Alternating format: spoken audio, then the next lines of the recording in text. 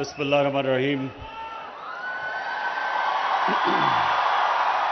इय्याका नअबुदु व इय्याका नस्तईन।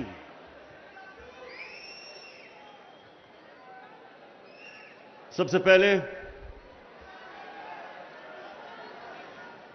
उस्मानदार आपको, आपकी सारी टीम को मैं खिराज तहसीन पेश करता हूं और मुबारक देता हूं आपको।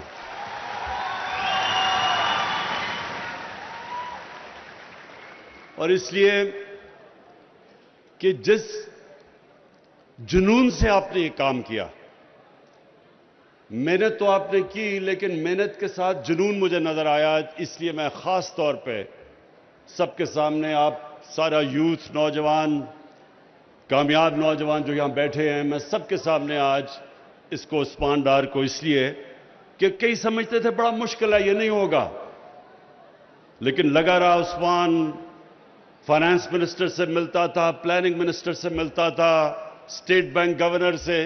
तो ये जो इसने प्रोग्राम अभी तक सामने लेके आए, ये शुरू करना बड़ा मुश्किल था, लेकिन माशाअल्लाह क्योंकि अब चल पड़ा है, तो अब हमें नजर आ रहा है कि ये हमारे मंसूबों में से इंशाअल्लाह सबसे कामयाब होगा।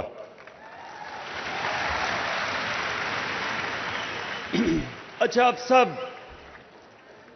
अब आप सब ने खामोशी से जरा 2-3 मिनट गौर से मेरी बात सुननी है, बिल्कुल खामोशी। देखिए नौजवानों, मैं 9 साल का था तो मैं अपनी वालदा के साथ,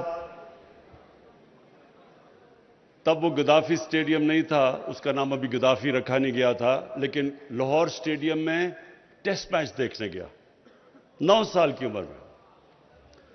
मेरी खाला के बड़े बेटे थे जिन्होंने उस टेस्ट के अंदर बड़ा जबरदस्त पाकिस्तान के लिए परफॉर्मेंस दी, सेंचुरी की। तो अभी एक मिनट, कुछ और बोल, बस अभी नहीं। तो मैंने अपनी वालदा को कहा कि मैं टेस्ट क्रिकेटर बनना चाहता हूं, 9 साल की उम्र का था। तो जितने भी मेरे रिश्तेदार थे जिन्होंने मेरे कजन्स को देखा हुआ था क्रिकेट खेलते हुए, वो मेरे से बड़े थे, वो सब मुझे कहते थे कि उनमें तुम्हारे से बहुत ज्यादा टैलेंट था, तुम टेस्ट क्रिकेटर नहीं बन सकते। तो सारा वक्त मैं ये सुनता गया कि तुम्हारा टेस्ट क्रिकेटर बनना यानी पाकिस्तान के लिए क्रिकेट खेलना नामुमकिन है। फिर खैर मैं बन गया टेस्ट। वज़ीर आज़म इमरान खान कामयाब जवान कन्वेंशन 2021 से खिताब कर रहे हैं। उन्होंने कहा कि उस्मान डार को कामयाब जवान कन्वेंशन पर मुबारकबाद देता हूं। उस्मान डार इस प्रोग्राम के लिए इंतहाई अहम किरदार अदा कर रहे हैं। सुने, जरा गौर से सुने, क्योंकि ये देखें, जो मैं आपको बातें कह रहा हूं, ये आपके लिए आने वाले आपके मुस्तकबिल में बहुत काम आएंगी। तो इसलिए जरा गौर से सुने, क्योंकि आपने इंशाअल्लाह बड़े काम करने हैं, आप सब ने बड़े काम करने हैं। तो जब टीम इंग्लैंड में वो था, तो अखबार में आया इमरान खान नहीं, इमरान कांट, यानी क्रिकेट नहीं खेल सकता। उसके बाद 4 साल लगे वापस, बड़ी मेहनत की, पढ़ाई भी कर रहा था, मेहनत करके फिर से क्रिकेट टीम में वापस आया और फिर मेहनत की, गलतियों से सीखा, कामयाबी मिली, फिर बड़े बड़े गोल्स किए कि पहले पाकिस्तान का सबसे बेहतरीन ऑलराउंडर बनना चाहता था, फिर दुनिया का, फिर कैप्टन बना, फिर पाकिस्तान टीम को दुनिया की टॉप टीम करना चाहता था। ये सब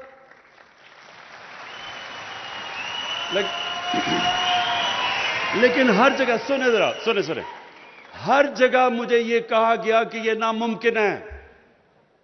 हर जगह पहले मुझे कहा तुम तेज बॉलर नहीं बन सकते, फिर तुम कैप्टन नहीं बन सकते। हर जगह दुनिया कहती रही कि ये चीजें नामुमकिन है। फिर जब हॉस्पिटल बनाने लगा, اخبار میں مضمون نکلے کہ یہ قوم سے پیسہ اکٹھا کرے، پیسہ ضائع ہو جائے گا، ہاسپٹل نہیں بنے گا، پھر کہا غریبوں کا مفت علاج نہیں ہوگا. یہ سب مجھے سننی پڑی اپنی زندگی میں چیزیں. پھر جب نمل یونیورسٹی بنانے گیا، کہا دیہات کے اندر پرائیویٹ سیکٹر یونیورسٹی نہیں بنا سکتا، کہ دیہات کے اندر پرائیویٹ سیکٹر اس لیے نہیں کیونکہ فیکلٹی نہیں جائے گی، پروفیسرز نہیں جائیں گے وہاں، اس لیے وہ فیل ہو جائے گی. پھر جب پالیٹکس میں آیا تو 14 سال میرا مذاق اڑا. 14 سال تھوڑا وقت نہیں ہے. 14 سال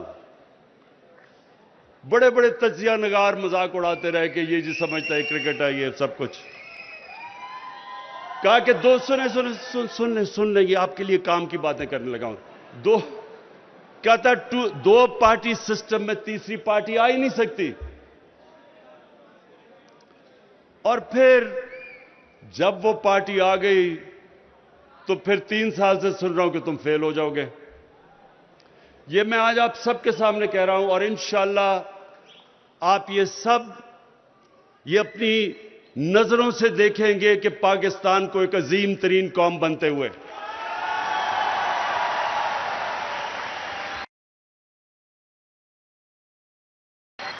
یہ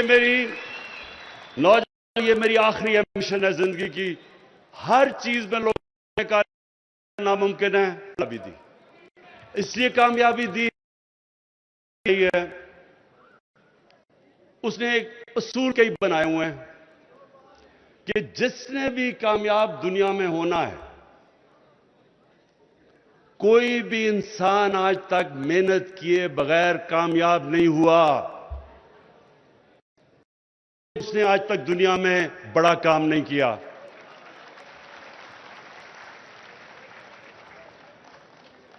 اور کامیابی کا راز کیا ہے؟ کامیابی، نوجوانوں خاص طور پہ آپ کے لیے پھر سے غور سے سنیں، کامیابی کا راز سب بڑا یہ ہے بڑی سوچ رکھنا. جتنی بڑی خواب آپ کی ہوگی اتنا ہی بڑا انسان بنے گا. اللہ نے انسان کو اتنی طاقت دی ہے کہ جب اللہ نے فرشتوں کو کہا کہ آدم کے سامنے جھکو، تو شیطان نے کہا کہ میں تو آگ کا بنا ہوا، میں کیوں اس کے ساتھ، یہ تو مٹی کا بنا ہوا ہے. تو اللہ نے شیطان کو کیا کہا کہ تمہیں بھی نہیں پتا کہ میں نے اس انسان کو کتنی طاقت دی ہے.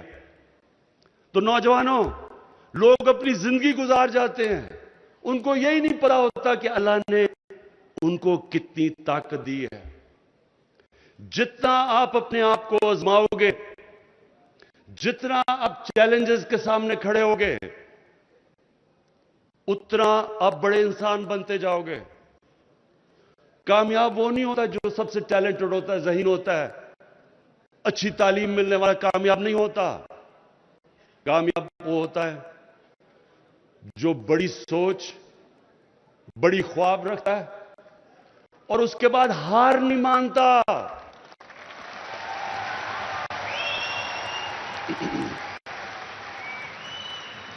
جتنی آپ اوپر سوچ رکھیں گے، یاد رکھیں، اتنی زیادہ مایوسیاں زندگی میں آئیں گی آپ کے سامنے.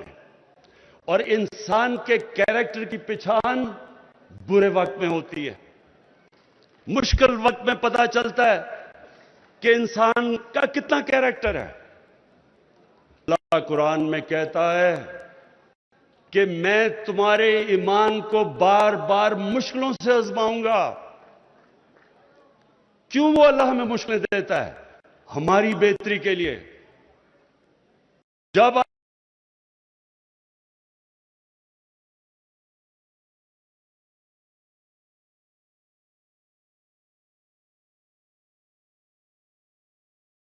غلطیوں کو ٹھیک کرتا ہے محنت کر کے، انسان اور مضبوط ہو جاتا ہے اور اوپر چلا جاتا ہے.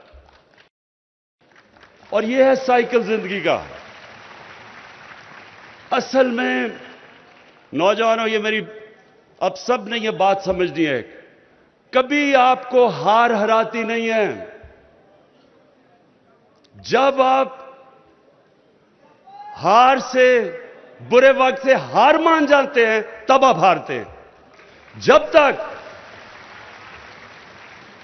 تک آپ ہار نہیں مانتے، سیلف انالیسس کرتے ہیں۔ اچھا، ابھی وہ شفا نے کہا کہ انگریزی، میں صرف انگریزی کا پہلے کلیئر کر دوں کہ دیکھیں، میں یہ کہتا ہوں کہ فنکشن میں سارے پاکستانی بیٹھے ہوتے ہیں، ٹی وی پہ جا رہا ہوتی ہے فنکشن، اور ہم انگریزی میں بول رہے ہوتے ہیں۔ کبھی سنا ہے کہ انگلینڈ کے اندر کوئی فنکشن ہو رہی ہے اور وہ اردو میں شروع ہو جائے بولنا؟ کوئی کبھی سنا ہے؟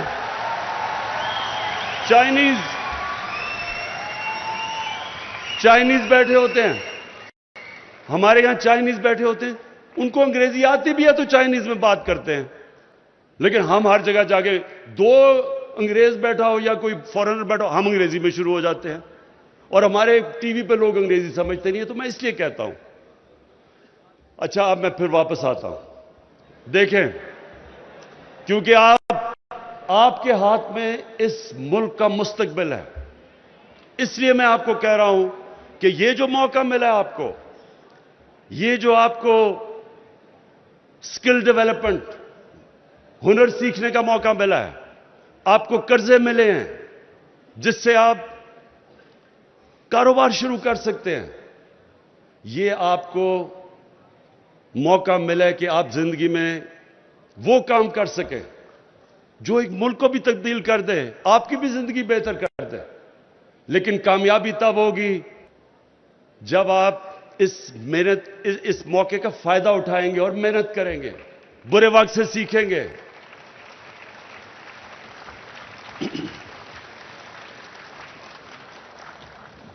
ہم پاکستان کو، ہمیں یہ پتا ہے کہ یہ بڑا مشکل وقت ہے ہمارے پہ۔ مشکل وقت کیوں ہے؟ دنیا پہ مشکل وقت آیا ہوا ہے۔ مشکل وقت کیوں آیا ہے؟ کرونا کی وجہ سے۔ صدیوں میں ایک دفعہ اتنا بڑا سن لیں، بعد میں نعرے مارنا، یہ میرا غور سے بات سنیں۔ کرونا وائرس صدی میں ایک دفعہ اس طرح کا ایک دنیا میں بحران آتا ہے۔ ساری دنیا میں مشکل آئی ہوئی ہے کیونکہ لاک ڈاؤن کر دیے، لاک ڈاؤن کی وجہ سے کاروبار ختم ہو گیا، سب کچھ رک گیا، سپلائی لائنز وہ رک گئیں، چیزیں غائب ہو گئیں، چیزوں کی قیمت اوپر چلی گئی، تیل دگنا، کوئلہ دگنا، گیس دگنی سے بھی زیادہ۔ تو یہ ساری دنیا کا مسئلہ اس وقت، اس کے لیے میں پھر آپ کو کہتا ہوں کہ ہم یہ پروگرام لے کے آ رہے ہیں۔ ایک تو کامیاب جوان تو آپ کے سامنے آج، لیکن کامیاب پاکستان جو بھی شوکت ترین نے بتایا، سود کے بغیر قرضے، 40 لاکھ خاندانوں کو، ان کو ہنر سکھانا، سود کے بغیر گھر کے لیے قرضے، یعنی گھر بنانے کے لیے پہلی دفعہ پاکستان میں ہو رہا ہے کہ حکومت سود کے بغیر قرضہ دے گی تاکہ غریب گھرانہ اپنا گھر بنا سکے۔ اور سب سے زیادہ جو مجھے فخر ہے آج، نوجوانوں، سب سے زیادہ فخر مجھے اس چیز پہ ہے کہ پاکستان میں universal health coverage, health insurance, سارے خاندان جتنے صوبے ہمارے نیچے ہیں، پنجاب، پختونخوا، آزاد کشمیر، گلگت بلتستان اور بلوچستان، ہر شہری کو ہم انشاءاللہ ہیلتھ انشورنس دینے لگے ہیں، جو کہ جنوری سے شروع ہو جائے گی سارے پنجاب کے اندر، ہر خاندان کے لیے۔ اور اس سے یہ ہوگا کہ کسی گھر میں بھی بیماری ہو، کسی بھی ہسپتال میں جا کے اپنا علاج کروا سکیں گے۔ یہ میں ہمیشہ سمجھتا تھا جب شوکت خانم کینسر ہاسپٹل بنا رہا تھا کہ اللہ نے مجھے کبھی بھی موقع دیا۔ شوکت خانم کینسر کیوں بنایا تھا ہاسپٹل؟ کیونکہ کینسر کا علاج سب سے مہنگا ہے۔ جب میری والدہ کو کینسر ہوا تو مجھے احساس ہوا اس چیز کا تو سوچا کہ غریب لوگ کیسے اپنا کینسر کا علاج کروا سکتے ہیں، اس لیے شوکت خانم بنا تھا۔ اور تبھی میں نے ارادہ کیا تھا کہ اللہ نے مجھے کبھی بھی موقع دیا تو سب سے پہلے ہیلتھ انشورنس لے کے آئیں گے کہ غریب سے غریب گھرانہ میں بھی اگر مشکل وقت آتا ہے تو ان کے پاس کارڈ ہو، کسی بھی ہسپتال میں جا کے اپنا مفت علاج کروا سکیں۔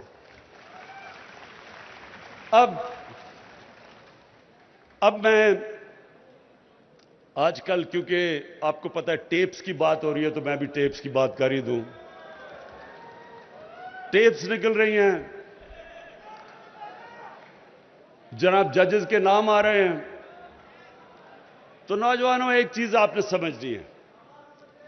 25 سال پہلے میں نے جب پالیٹکس میں آیا تھا تو میں نے تب کہا تھا کہ پاکستان کا سب سے بڑا مسئلہ کرپشن ہے۔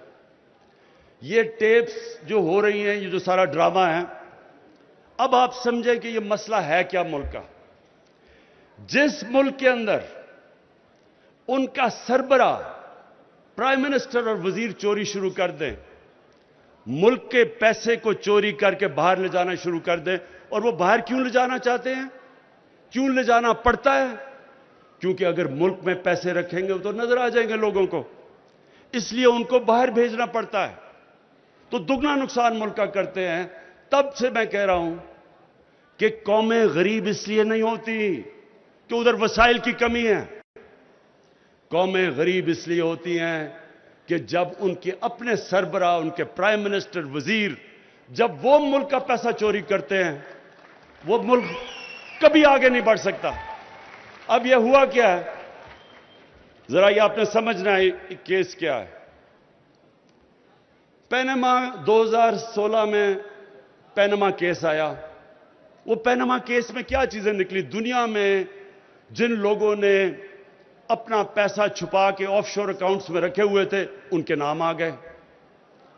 ان میں سے ایک نام آ گیا کہ جناب جو 4 لندن کے اندر اربوں روپے کے مہنگے ترین علاقے میں فلیٹ ہیں، ان کی مالکہ مریم صفدر تھی۔ ادھر سے شروع ہوئی بات۔ اس کے بعد عدالت میں کیس گیا، اس کے بعد جے آئی ٹی بنی، اس کے بعد پھر سپریم کورٹ میں آیا اور فیصلہ کیا گیا کہ نواز شریف کو سزا ہو گئی۔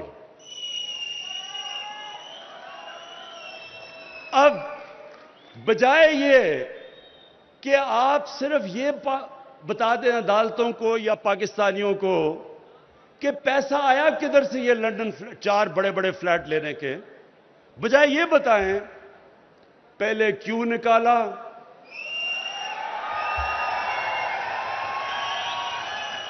عدلیہ کو برا بھلا، پھر اس کے بعد پاکستانی فوج کو برا بھلا، میں تو خیر برا بھلا سب کو برا بھلا۔ بھئی آپ جواب دیں کہ آپ نے یہ 4 فلیٹ لیے کدھر سے؟ ساری چیزیں کہہ رہی ہیں لیکن جواب نہیں دے رہے ہیں۔ میرے اوپر انہوں نے کیس کیا، سپریم کورٹ میں لے کے گئے، میرا بھی لندن میں فلیٹ تھا۔ میں نے سپریم کورٹ میں ایک ایک چیز کی 40 سال پرانے کانٹریکٹس کے میں نے کاغذات دیے، جبکہ میں تو پبلک آفس ہولڈر نہیں تھا، میں تو ایک کھلاڑی تھا۔ اس کے باوجود جو عدالت نے میرے سے رسیدیں مانگی میں نے ان کو دی، 10 مہینے لگے۔ میں نے کیوں؟ اور انہوں نے ابھی تک، جب انہوں نے عدالت میں پوچھا، پہلے اسمبلی میں جھوٹ بولا، یہ ہیں جی دستاویزات، وہ فراڈ نکلے، پھر قطری خط آ گیا، وہ فراڈ نکلا، پھر کلبری فونٹ آ گئی، وہ بھی فراڈ نکلی۔ اس کے ابھی تک ایک کاغذ نہیں یہ بتا سکے کہ 4 لندن کے فلیٹ کس پیسے سے خریدے گئے ہیں، کیونکہ چوری کا پیسہ تھا۔ اب سارے پاکستان کے اداروں کو برا بھلا، لیکن جو مجھے افسوس ہے، اور میں یہ آخر میں آپ سے سب سے بات کرنا چاہتا ہوں، یہ آخری بات ہے، یہ سمجھ جائیں۔ افسوس کس چیز کا ہے کہ ایک لاہور میں فنکشن ہوتی ہے, ادھر چیف جسٹس کو بلایا جاتا ہے, سپریم کورٹ کے ججز کو بلایا جاتا ہے. ادھر کون تقریر کرتا ہے؟ جو آدمی سپریم کورٹ نے جس کو کنوکٹ کیا ہوا ہے, جو جھوٹ بول کے ملک سے باہر بھاگا ہوا ہے, وہ تقریر کر رہا ہے. میرے نوجوانوں, ایک میری بات سن لیں آپ. قوم کبھی ختم نہیں ہوتی پیسہ چوری صرف کرنے سے. قومیں پھر ٹھیک ہو جاتی ہیں, پیسہ پھر بنا لیتی ہیں. لیکن قوم تب تباہ ہوتی ہے جب چوری کو برا نہیں سمجھا جاتا.